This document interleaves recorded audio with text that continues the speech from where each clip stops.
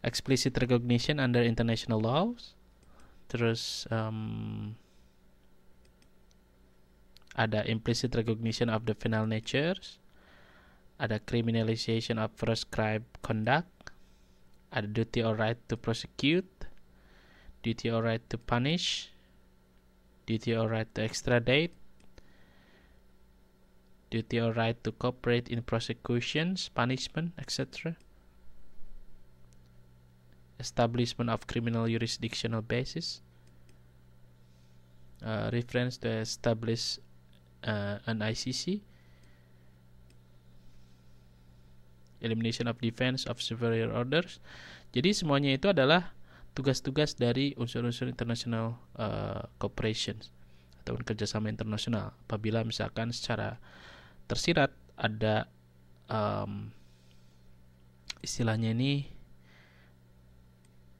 under international law, jadi recognition, pengakuan ya, pengakuan secara tersirat.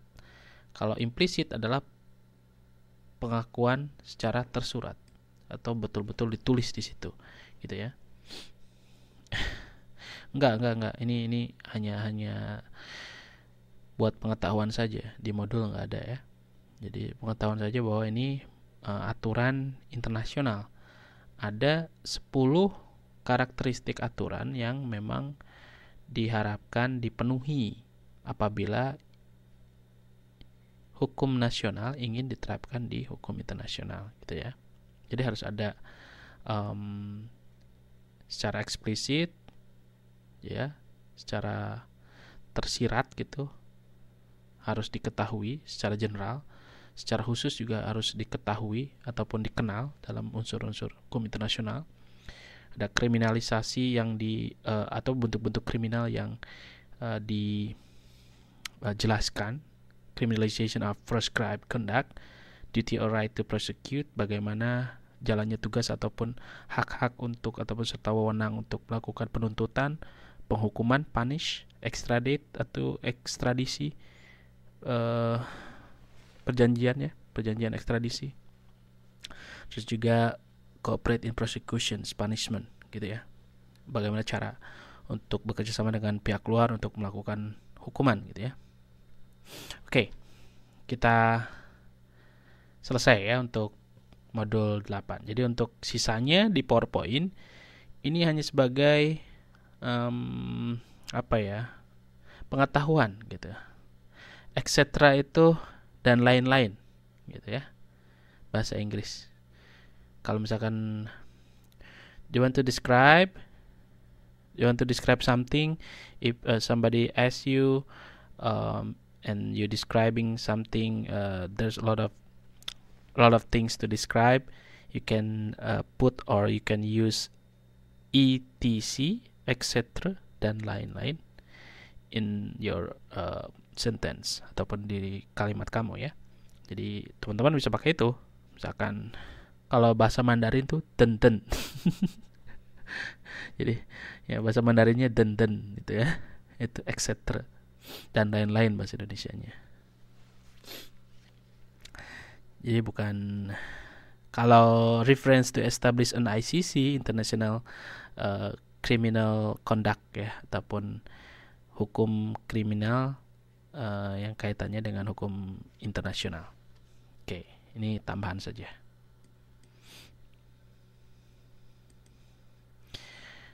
Mari kita lihat hukum lingkungan, pajak dan agraria. Nah, modul 9. Hukum lingkungan, hukum agraria, dan hukum pajak. Jadi, kenapa sih kita butuh? Ini mungkin nggak cukup waktunya, kita bisa lanjut nanti ya di pertemuan berikutnya.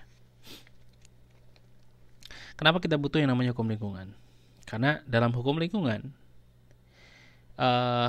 itu juga dikenal secara internasional ya, bahwa penyelenggaraan the United Nations Conference Environmental and Development di UNCED yang ada di Rio de Janeiro tahun 92 di Brazil, yang dikenal dengan KTT Bumi ataupun Earth Summit, yang menyatakan bahwa ada konvensi kesepakatan bangsa-bangsa di seluruh dunia kita menghargai namanya keanekaragaman hayati. Yang kedua, konvensi tentang perubahan iklim. ataupun climate change. Terus juga ada agenda 21. Jadi agenda di abad ke-21 ini apa saja yang penting. Ada juga prinsip-prinsip kehutanan. Ada deklarasi Rio sebagai landasan dari pembangunan berkelanjutan ataupun sustainable development.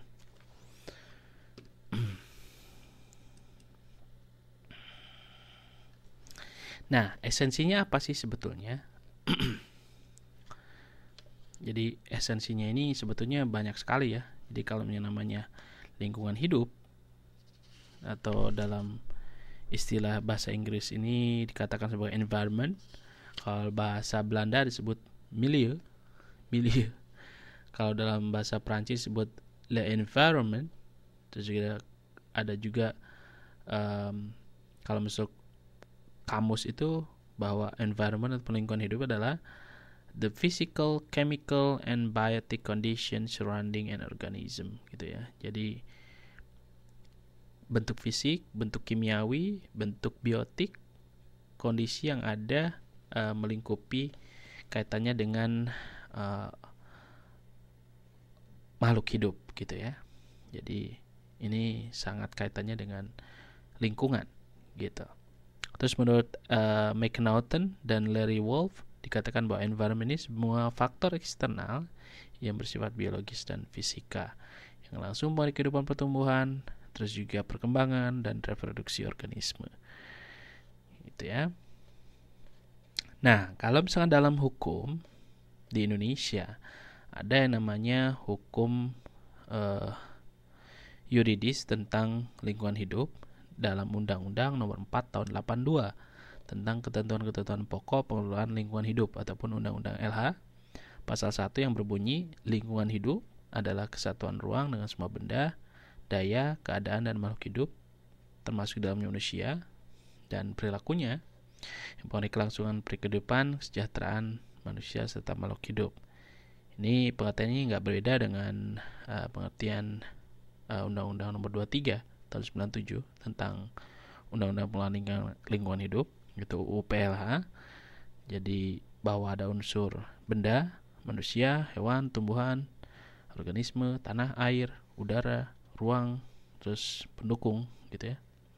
Juga ada daya, energi, ada keadaan, kondisi, ada perilaku, behavior, ada ruang sebagai komponennya gitu ya. Terus juga interaksi. Nah, ini kaitannya dengan lingkungan hidup.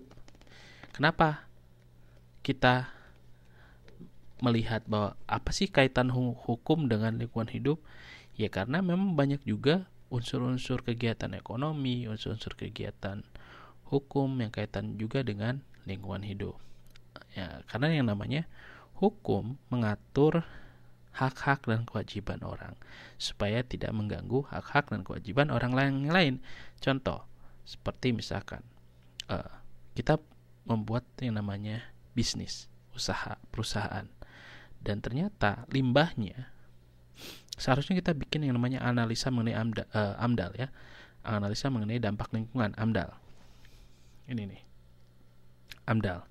Tapi ternyata kita tidak buat gitu ya. Kita ternyata menyogok misalkan untuk bikin pabrik. Ada beberapa pelanggaran. Yang pertama menyogoknya, yang kedua menyebabkan lingkungan rusak gitu ya, atau lingkungan terganggu sehingga orang lain yang akan memanfaatkan lingkungan tadi menjadi merasa terganggu hak-hak dan kewajibannya, dan itu merupakan bisa dimasukkan ke dalam unsur-unsur hukum gitu ya. Jadi kenapa lingkungan juga kita bahas dalam beberapa modul di sini. Jadi karena memang lingkungan fisik ada berupa benda, terus juga daya, terus juga ada lingkungan biologinya, ada hewan, ada manusia, ada tumbuhan gitu ya. Ada lingkungan sosial gitu ya. Terus juga ada lingkungan institusional, ada lembaga-lembaga dan lain sebagainya. Ya, ini masuknya ke perdata. Tapi kalau misalkan AMDALnya bisa maksudnya perbuatan yang kaitannya dengan hukum lingkungan ini mengakibatkan misalkan hilangnya nyawa orang, itu bisa dimasuk ke pidana juga gitu ya. Tapi kalau misalkan hanya sekedar mengurangi kualitas lingkungan dan sebagainya. Ini maksudnya ke perdata ya. Jadi kita bisa melihat konsep-konsep sustainable development tadi yang dikemukakan dalam perjanjian Rio ya, bahwa ada yang namanya eco sustainable development.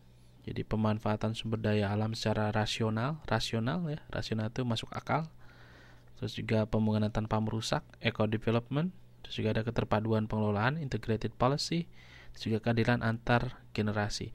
Jadi teman-teman kalau misalnya mau bikin bisnis juga harus memperhatikan nilai-nilai ini ya secara integral itu dengan konsep-konsep yang lain. AMDAL, analisa mengenai dampak lingkungan. Itu ya. Analisa mengenai dampak lingkungan, AMDAL.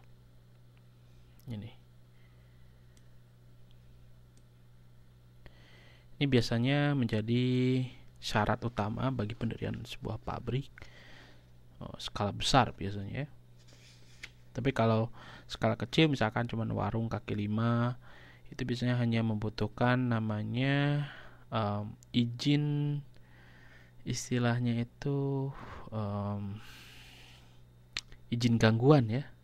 Kalau saya istilahnya izin gangguan, ada di SIUP dan TDP. Jadi SIUP dan TDP itu nanti syaratnya ada izin dari misalkan tetangga kiri, kanan, depan, belakang gitu ya. Kalau kita bikin sebuah usaha kecil, itu harus ada izin dari tetangga gitu. Betul, harus ada izin. Karena kalau nggak ada izin dari kiri dan kanan itu bisa dicabut itu izin usahanya. Ya, karena mengganggu gitu istilahnya. Nah, dalam prinsip-prinsip hukum lingkungan, hukum lingkungan internasional ya, hukum internasional itu biasanya mendasari pada unsur-unsur hukum ataupun konvensi yang berlaku secara internasional pula. Tapi kalau di Indonesia ada Undang-Undang Pengelolaan Lingkungan Hidup, jadi nomor 23 tahun 97, ada juga Undang-Undang Lingkungan Hidup tahun 1982 sebelumnya ya. Terus juga ada Undang-Undang nomor 25 tahun 2000 tentang Program Pembangunan Nasional Propenas 2000 sampai 2004. Terus selanjutnya ada kritik tentang Undang-Undang Pengelolaan Lingkungan Hidup bahwa tidak sesuai katanya tentang rumusan pengelolaan lingkungan, karena memang ini kaitannya tidak ada ketentuannya tentang perencanaan lingkungan ataupun planning for environmentalnya. Terus tidak mencerminkan pengelolaan lingkungan secara terpadu, integrated environmental management. Tidak ada bab penegakan hukum. Jadi di hukumnya itu kayak gimana kalau misalkan mencemari lingkungan, berapa tahun hukumannya. Jadi belum ada gitu. Contoh misalkan kelembagaan pengelolaan lingkungan, pasal 9, pengelolaan lingkungan dilakukan secara terpadu dan tanggung jawab masing-masing dikoordinasikan oleh menteri. Ini menjadi saling menyalahkan nantinya ya. Terus terpadu masing-masing merupakan contradictio interminis yang tidak mungkin bisa dilaksanakan. Jadi koordinasi itu sebetulnya dalam hukum agak sedikit ini ya, bias gitu. Jadi harus dijelaskan. Ini yang berwenang nih Menterian Lingkungan, apa polisi, apa kejaksaan, apa-apa gitu ya yang berlaku dalam fungsi penuntutan.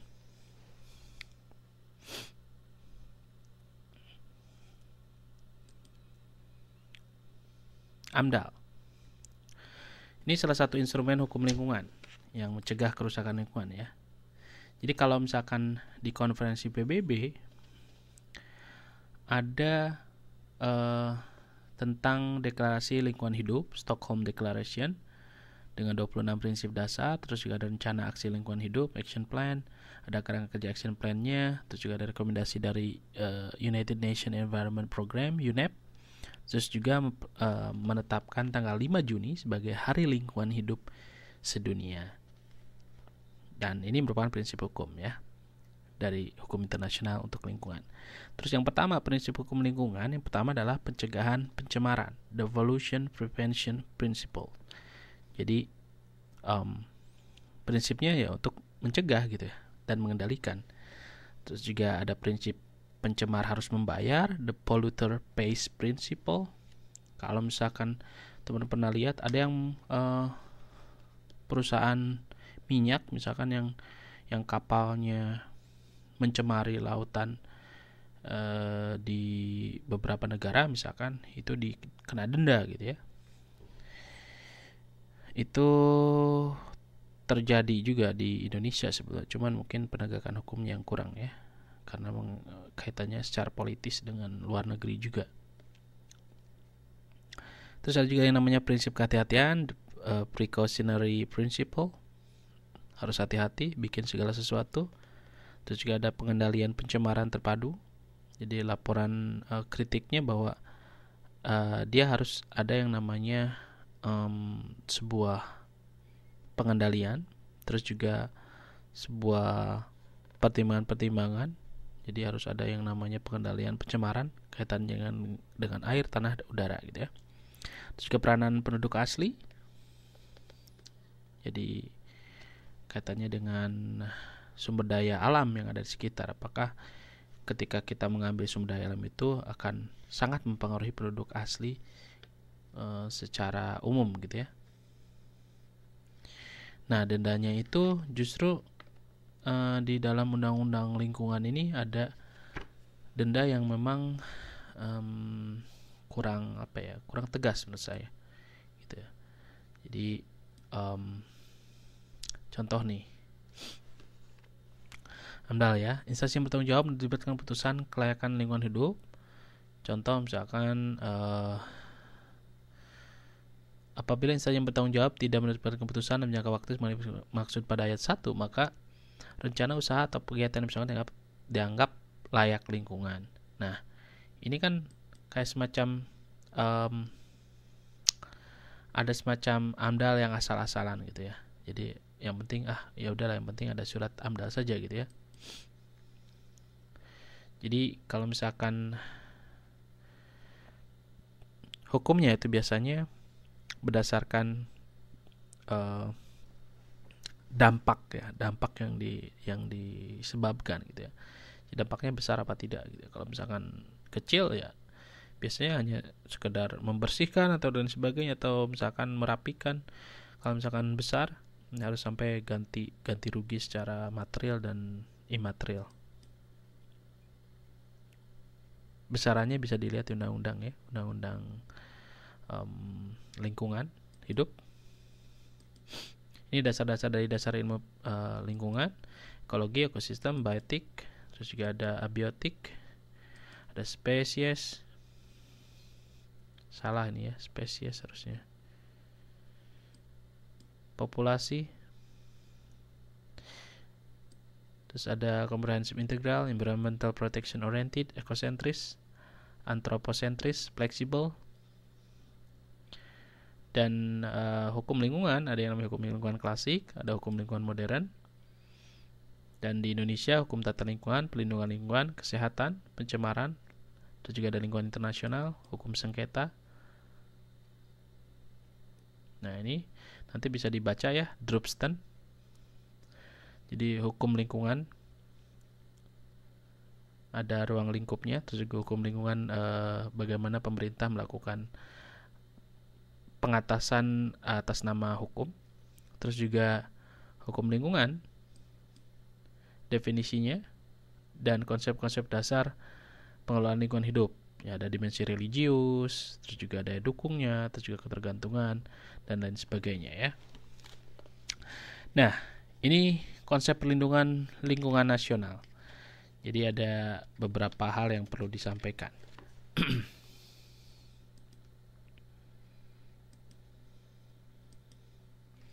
Oke. Selanjutnya, undang-undang yang kaitannya dengan lingkungan, penegakan hukum lingkungan nih, Rule of Law, halaman 913, silahkan dilihat. Bahwa sanksi administratif, ya contoh misalkan pembubaran perusahaan, terus dan sebagainya, menurut Undang-Undang Nomor 23 Tahun 97, jadi menetapkan sanksi administratif dalam bagian 3 dari bab 6 yang berjudul persyaratan pentaatan lingkungan hidup. Jadi yang berwenang di sini adalah gubernur, contoh misalkan melakukan paksaan pemerintahan, melakukan tindakan mencegah, mengakhiri terjadi pelanggaran, serta menanggulangi akibat yang ditimbulkan oleh suatu pelanggaran. Jadi menyelamatkan, menanggulangi, memulihkan beban biaya penanggung jawab usaha dan atau kegiatan. Dan pasal 25 ayat 1 ini ya. Tapi tidak disebut di sini berapanya gitu ya. Karena memang harus dilihat dulu berdasarkan ahli-ahli ini seberapa besar kerugian yang ditimbulkan. Kewenangan yang diberikan kepada gubernur bisa diserahkan kepada bupati atau wali kota dengan peraturan daerah Provinsi 1 pasal 25 ayat 2 Undang-Undang Pengelolaan Lingkungan Hidup juga memberikan wewenang menteri untuk memerintahkan audit lingkungan hidup. Audit itu memeriksa audit. Jadi pejabat dan pemerintah yang berwenang ini bisa mencabut izin usaha atau kegiatannya. Jadi ini sanksi administratif, gitu ya. Jadi peranan hukum di sini adalah merancang peraturan, menetapkan batasan, menetapkan prosedur, menyatakan syarat-syarat yang harus dijatuhkan, gitu ya. Nah, terus bagaimana kita sebagai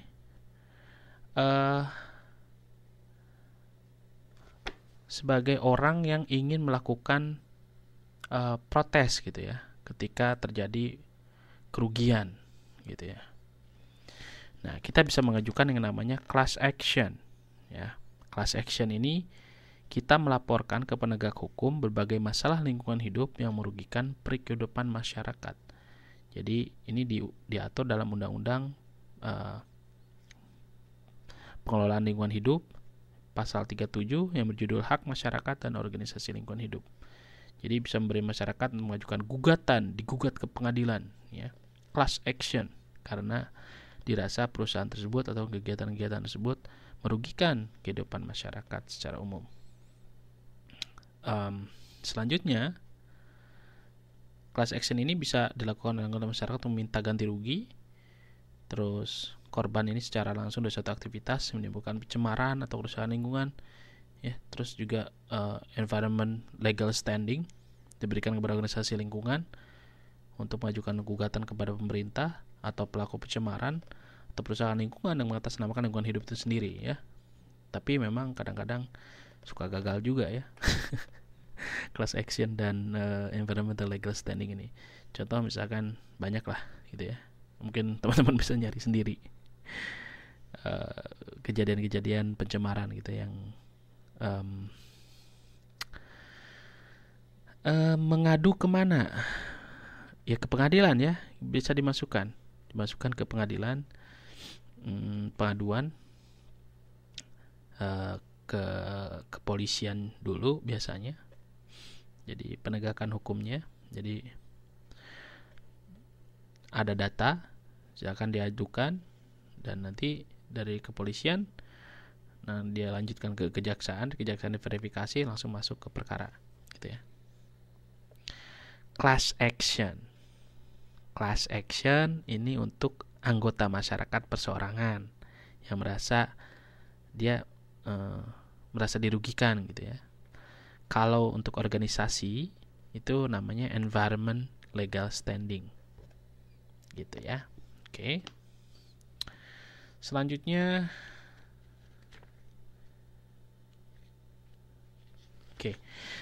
karena waktunya habis, jadi kita akan bahas berikutnya, ya, tentang sedikit kilasan dari hukum lingkungan. Terus ada agraria ke depan, terus kita hukum pajak, masuk ke hukum pajak, masuk ke selanjutnya hukum administrasi dan hukum tata negara, dan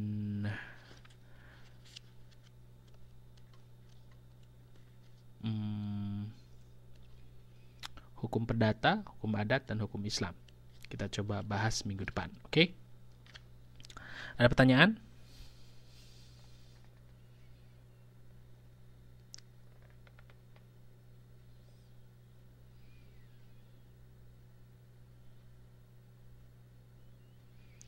Ya, tugasnya kan setiap formatif harus selalu dibaca. Jadi jangan hanya ABCD-nya saja yang ditulis, tapi juga dengan jawaban istilahnya supaya teman-teman familiar dengan kata-kata tersebut gitu ya. Syukur-syukur rangkumannya juga dibaca setelah melakukan tutorial online, terus dikirim ke email saya. Dan jangan lupa tugas makalahnya dipersiapkan. Masih lama memang, tapi tidak ada salahnya juga dipersiapkan dari sekarang ya. Terima kasih. Kalau nggak ada pertanyaan, kita akhiri pertemuan kita mata kuliah pengantar ilmu hukum PTHI untuk kawan-kawan di Universitas Terbuka Bokjar Hong Kong GTC. Jadi untuk makalah batas maksimal itu nanti ya, di batas maksimalnya di sebelum ujian. Kalau besok mau submit ya boleh, silahkan gitu ya. Oke, terima kasih. Assalamualaikum warahmatullahi wabarakatuh. Salam sejahtera.